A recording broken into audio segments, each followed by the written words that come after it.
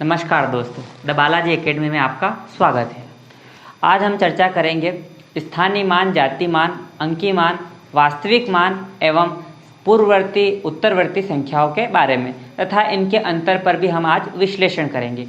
आज का वीडियो हमारा आपको ये बताएगा कि 2011 की परीक्षा में किस प्रकार के प्रश्न पूछे गए थे व्यापम एग्जाम में एवं किस प्रकार उन प्रश्नों को हम हल करेंगे। जी हाँ दोस्तों, आज के वीडियो में हम आपको परीक्षा संबंधित महत्वपूर्ण प्रश्नों के बारे में ही बताएंगे। तो आइए हम एक नज़र चर्चा पे डालते हैं।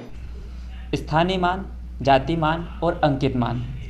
आज हमारी चर्चा का विषय है कि इन मानों में क्या संबंध है, क्या अंतर है या वास्तव में होते क्या है। जी हाँ, वर्ग 3 और वर्ग 2 और टेट जैसी एग्ज़ामों में अक्सर पूछे जाने वाले यही प्रश्न है। और 2011 की जो मध्य प्रदेश की व्यापम की जो भर्ती थी वर्ग 3 की, उसमें यही से प्रश्न बना था कि स्थानीय मान और जाति मान में क्या अंतर है। तो आज हम उसी टॉपिक पर चर्चा करते हैं। स्थानीय मान, चर्चा का पहला बिंदु है स्थानीय मान। स्थानीय मान किसे कहते हैं? अर्थात कोई भी संख्या हो, जैसे कि आपके सामने है 2, तो 2 क्या है? एक इकाई अंक है। इनका स्थान केवल इकाई को दर्शा रहा है, इसलिए 2 है। लेकिन जैसे ही हमने इसके पीछे शून्य लगा दिया, अब 2 का स्थान इकाई से दहाई पे चला गया, अर्थात ये अपने आप में 10 गुना हो गया, इसलिए 2 से ये बन गए 20।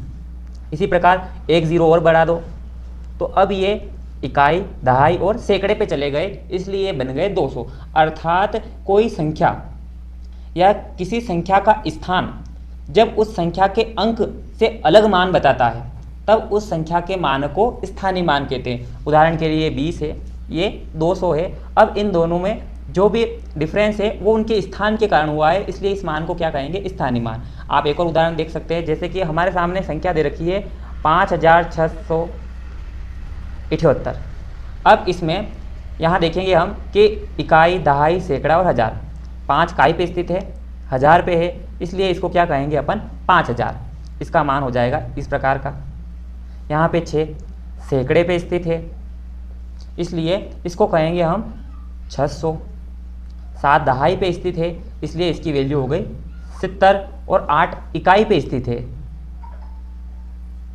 इसलिए इसकी वैल्यू केवल मात्र एक अंक के रूप में ही रहेगी, 8 के रूप में। तो ये इसकी वैल्यू हो जाएगी और इन सबको जोड़ेंगे तो क्या बनेगा? 5678। ये इनका स्थानीय मान हो गया। अर्थात प्रत्येक संख्या का जो स्थान है उसके द्वारा उसका मान दर्शाया जाता है, उसको कहते हैं स्थानीय मान। अब बात करते हैं जाति मान की। जाति मान अर्थात संख्या की जो वास्तविक स्थिति रहती है या वास्तव में जो अंक उसमें प्रयुक्त किए गए हैं, उन अंकों के मान को जाति मान कहते हैं। उदाहरण के लिए इसी संख्या में हम देखते हैं 6, अगर इनका स्थानीय मान क्या है? 600, लेकिन इनका जाति मान क्या होगा? 6। दूसरी संख्या भी ले सकते हैं हम, जैसे कि हमारे सामने है 5940। इनमें हम देखेंगे कि 5 का स्थानीय मान तो 5000 हो गया, लेकिन 5 का जाति मान क्या होगा? केवल और केवल 5। 9 का जाति मान केवल और केवल 9। 4 का जाति मान केवल और केवल 4। और 0 का जाति मान केवल और केवल 0। इस प्रकार जाति मान संख्या में स्थित उस अंक का वास्तविक मान ही जाति मान कहते हैं। जाति मान को अंकित मान भी कहते हैं और वास्तविक मान भी कहते हैं। अंकित मान अर्थात उस अंक का मान जिस अंक को इस संख्या में प्रयुक्त किया गया है। अंकित मान, जाति मान और एक और कहते हैं इसको वास्तविक मान।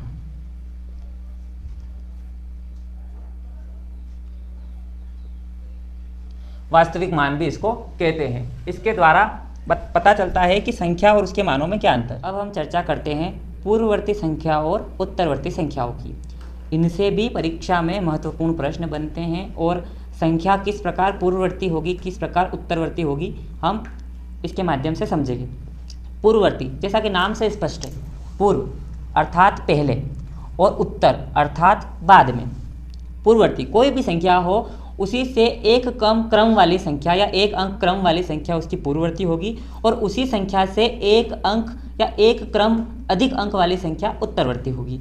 आइए हम समझते हैं उदाहरण के माध्यम से। जैसे फॉर एग्जाम्पल ये संख्या है हमारे पास 500। यदि आपसे पूछा जाए कि 500 का पूर्ववर्ती क्या होगा, 500 का पूर्ववर्ती क्या होगा। तो पूर्ववर्ती अर्थात उस संख्या से एक अंक कम, तो हम क्या करेंगे 500 में से एक अंक या एक को घटा देंगे, तो हमें मिलेगा 499, अर्थात 500 का पूर्ववर्ती 499 है।